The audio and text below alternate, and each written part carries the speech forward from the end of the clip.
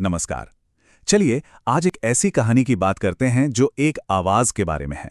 एक ऐसी आवाज जिसे कभी रिकॉर्ड ही नहीं किया जाना चाहिए था। ये कहानी है एक शांत से कस्बे की, जहां रात के सन्नाटे को एक अनसुनी गूंज ने हमेशा हमेशा के लिए बदल दिया। तो तैयार हो जाइए। सोचिए, ये वो आखिरी शब्द थे जो एक छोटे से कस्बे में 3 अलग-अलग लोगों ने कहे। एक ऐसी जगह जो कभी अपनी शांति के लिए जानी जाती थी, अब एक अजीब से डर के साये में जी रही थी। ये शब्द किसी बीमारी या हादसे का इशारा नहीं थे, बल्कि एक ऐसी चीज का थे जिसे कोई भी समझ नहीं पा रहा।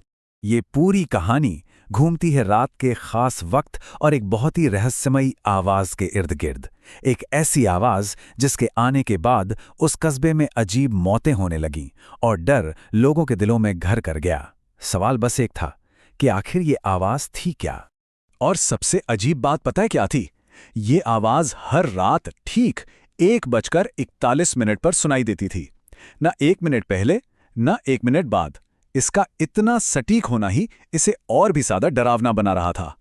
ये कोई कुदरती घटना नहीं लगती थी, बल्कि ऐसा लगता था जैसे किसी ने कोई अनचाहा अपॉइंटमेंट फिक्स कर दिया हो। और सुनिए, ये कोई मामूली आवाज नहीं थी। जिन लोगों ने इसे सुना, उनका कहना था कि ये गूंज ना तो किसी ट्रेन की थी और ना ही किसी इंसान की। ये एक लंबी, भारी और बेहद ठंडी आवाज थी, जैसे जैसे किसी की आखिरी सांस हवा में ही जम गई हो। इसने हर लॉजिक को, हर वजह को फेल कर दिया था।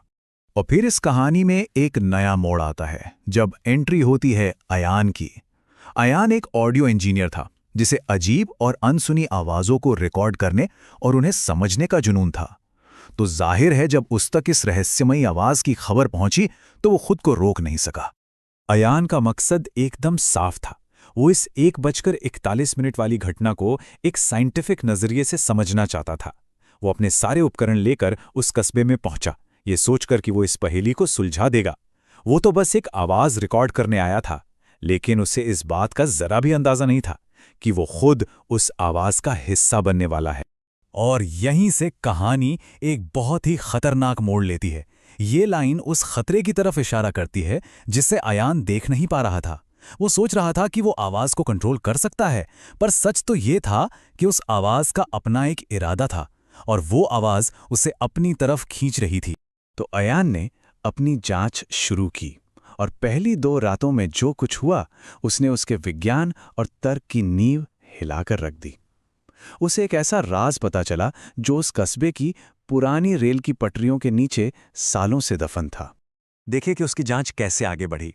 पहली रात उसने आवाज रिकॉर्ड तो कर ली, पर वो बहुत अजीब थी। उसका कोई पैटर्न नहीं था और ऐसा लगा जैसे वो उसके कानों में नहीं, बल्कि सीधे दिमाग के अंदर गूंज रही हो। अगले दिन एक बुजुर्ग ने उसे सालों पहले हुए एक ट्रेन हादसे का राज बताया, जहां फंसे हुए लोगों की चीखें किसी ने नहीं सुनी थी। और फिर आई दूसरी रात, जब अयान हादसे वाली जगह पर गया तो रिकॉर्डिंग में दर्द भरे शब्द सुनाई दिए।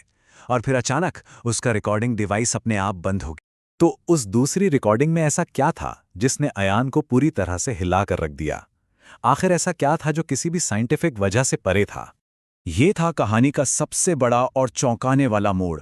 उस रिकॉर्डिंग में अयान की अपनी आवाज थी, जबकि सच तो ये है कि पूरी रिकॉर्डिंग के दौरान उसने एक लफ्ज भी नहीं बोला था।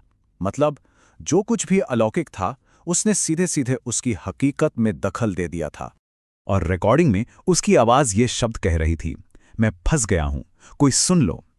ये बिल्कुल वही शब्द थे जो शायद सालों पहले उस ट्रेन हादसे के शिकार लोगों ने कहे होंगे। अनजाने में ही सही, पर अयान की किस्मत उन अनसुनी आवाजों से हमेशा के लिए जुड़ चुकी थी। और अब हम पहुंचते हैं कहानी के क्लाइमैक्स पर। तीसरी और आखिरी रात, अयान ने फैसला कर लिया था कि वो इस आवाज के असली स्रोत का सामना करेगा, चाहे इसका नतीजा जो भी हो। ठीक 1:41 पर माहौल में अजीब बदलाव आने लगे। पहले तो जमीन में हल्की कंपन शुरू हुई, फिर हवा एकदम भारी हो गई और अयान को लगा जैसे जैसे वक्त ही रुक गया हो। ये कोई आम रात नहीं थी, ये बिल्कुल उस हादसे वाली रात की एक भयानक कॉपी लग रही थी।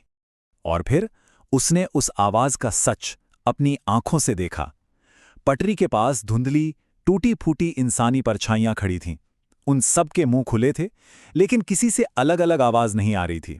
उन सब से मिलकर बस एक ही गूंज पैदा हो रही थी, वही 1:41 वाली आवाज।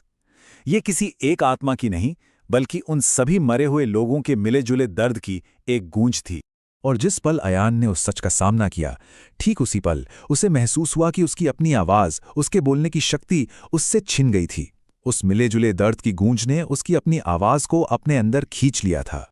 अयान की खोज तो यहां खत्म हो गई थी, लेकिन कहानी नहीं।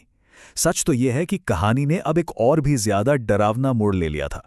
अयान पूरी तरह से बदल चुका था। पहले वो जिंदा था और बोल सकता था। बाद में वो जिंदा तो था, पर हमेशा के लिए खामोश हो गया था। वो जो आवाज़ को रिकॉर्ड करने आया था, अब वो खुद उस आवाज़ का एक हिस्सा बन चुका था। अगली सुबह जब कस्बे के लोगों ने अयान को पाया, तो वो बोल नहीं सकता था, और उस रात के बाद से 1:41 पर आने वाली आवाज भी बदल गई। वो रहस्यमयी गूंज खत्म नहीं हुई, बल्कि उसमें एक नई परत जुड़ गई थी।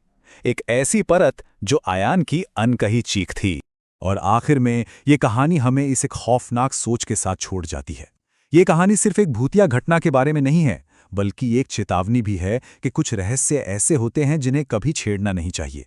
क्योंकि कभी-कभी जब हम किसी चीज़ को पकड़ने की कोशिश करते हैं, तो हम खुद ही उसमें कैद हो जाते हैं।